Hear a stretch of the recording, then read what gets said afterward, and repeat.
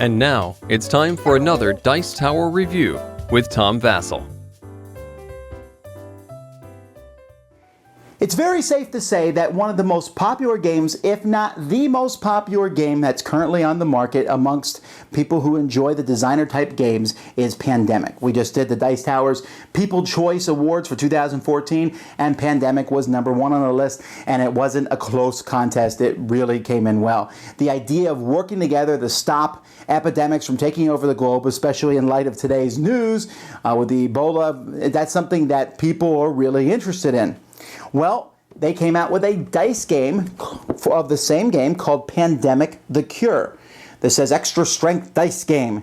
Can you save humanity? It is essentially the same theme. You are working together with some other people trying to stop Earth from being taken over by 4 viruses. Think if there was 4 different Ebola viruses on Earth at the same time. But you're doing so by rolling dice, pushing your luck. Let's take a look.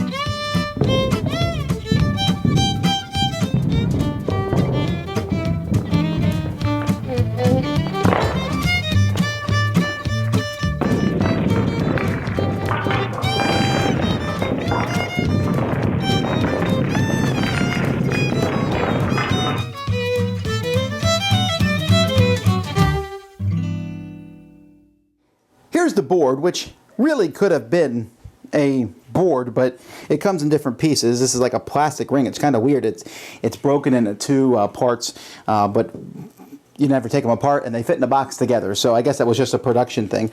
There's 2 tracks on here, the infection rate and then outbreaks rate. There's 2 pawns here that keep track of these, and if either of them get to this skull and crossbones, then everyone has lost. Now you can start on a standard game and a heroic game, or if you're smart, the intro game, and on this track to keep it going. Each player is going to get a pawn, and they're going to place it here. There's a CDC section over here, and there's a cure diseases because you're trying to cure all 4 diseases near the board. And then there's some events up here that players will be able to choose. Each player is going to get a role. Now there's 7 different roles that can be chosen. We have the researcher, medic, dispatcher, contingency planner, containment specialist, generalist, and scientist. Each of those roles has a matching pawn, and they each have a set of matching dice. All of them have 5 dice, except for the generalist has 7. And each of these dice has different backs. So for example, you can see here, this shows all 6 sides of the medic dice. He has an airplane, a jar, he has a double cure, a triple cure, a cure, or a ship movement, and then the contagion marker, while the dispatcher has very different symbols. She has a helicopter symbol. In fact, she's the only person with a helicopter symbol that does something specific when she rolls it. So each player has a different custom unique dice. Then there's dice out on the board here. 12 of them are placed out at the beginning of the game. You'll notice that each of the continents on the board has a different number. So for example, this one here, which is India, is 4, Africa is a 5, South America is a 6. And these dice are rolled. Each colored die is a different disease, but the dice are going to have different numbers on them. They're not just 1 through 6. This one, for example, the red one, has a 1, 2 1s, 1 4, 2 6s, and then this heal symbol. So the numbers that are rolled are where they're placed, so different diseases are going to show up in different places. The red disease is most likely to show up over here, but it could show up here. And if you look on each of these, it shows you the likelihood of diseases showing up here. This shows that yellow is twice as likely to show up as black. Those are the 2 diseases, while over here, red, yellow, and black will show up, and over here, a really good chance of black and some blue, and so on and so forth. So a player on their turn is going to take their dice, and they're going to roll their dice, and then they can start spending actions with the symbols that they've rolled. If they want to, they can re-roll the dice. But anytime they roll this contagion symbol here, not only will they instantly move this track up 1, but they're also can't re-roll that die any longer. Also, when you use a die as an action, you can no longer use that. So what do the different dice do? Well, there's 2 dice that give movement. If you roll an airplane and use that, you can move your pawn from one spot to another spot anywhere else. If you roll a ship, you can move to an adjacent spot to your location, one of the 2 adjacent spots. Now, if you roll this healing symbol, Okay, this is how you're trying to get rid of the different diseases that's treating. You simply, let's say I'm here, you can take a die from where you're at and place it in the middle here. You have treated that disease. Now there's two things you can do with that disease. You can use another treat symbol to take that disease and throw it into the bag. Why do you want to do that? Because if I ever need to, at the beginning of each turn, I'm going to pull dice from the bag and roll them and put them on the board. The number I roll is where the infection rate is. It starts at 3, goes to 4, then gets to 5. If I can't pull enough dice out of the bag to roll, then we've lost. So you want to get dice back in the bag. But you can also use one of these symbols to try to cure a disease. You can take a disease out here, you put your die on top of it, and then you put that on your card. Now, while it's on your card, that die is there and it's locked. So, you know, you want to try to cure the disease as much as possible, but that's the start of a cure. So, let's say I've collected 2 of them. Somebody who's in the same region as me, if they have one that they've been cured of the same color, they can give it to me. And now, once per turn, I can try to find a cure. To find a cure, I'll take the dice that I have of that color and roll them, and I'm trying to get a 13 or higher. You'll notice here that I've gotten a 12, which is not high enough to cure the disease. Too bad. But if I had rolled 13 or higher, and of course the more dice you have, the better your chances are, then you'll take all those dice, put them back in a bag. Dice that are here are put back in the bag.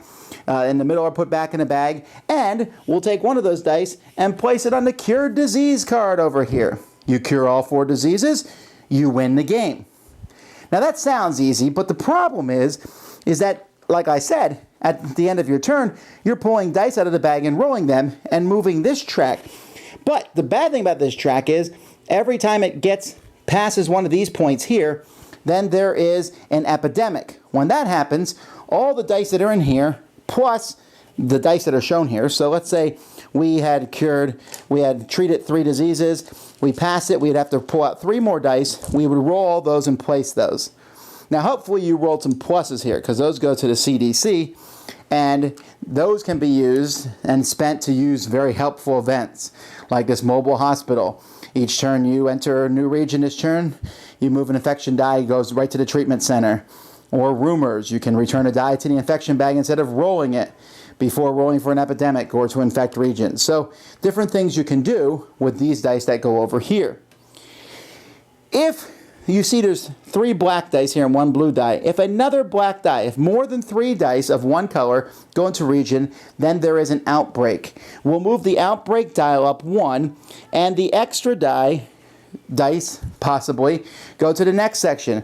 Now if that section also had 3 dice, it's possible there could be a chain reaction. And remember, if the outbreaks ever reach here, then you've lost, and that's not a difficult thing to do. Utilizing your roll is the best way to win the game, and each time you'll have different rolls. The generalist, as I mentioned, has 7 dice, so she has a better chance, to do more actions, and the first contagion symbol that she rolls doesn't do anything. So that's good because she has the extra dice to roll those. The researcher can give samples to anybody, anywhere. So she can collect samples, and she has 2 dice. This one where you can use it as a ship or the treat, find a cure.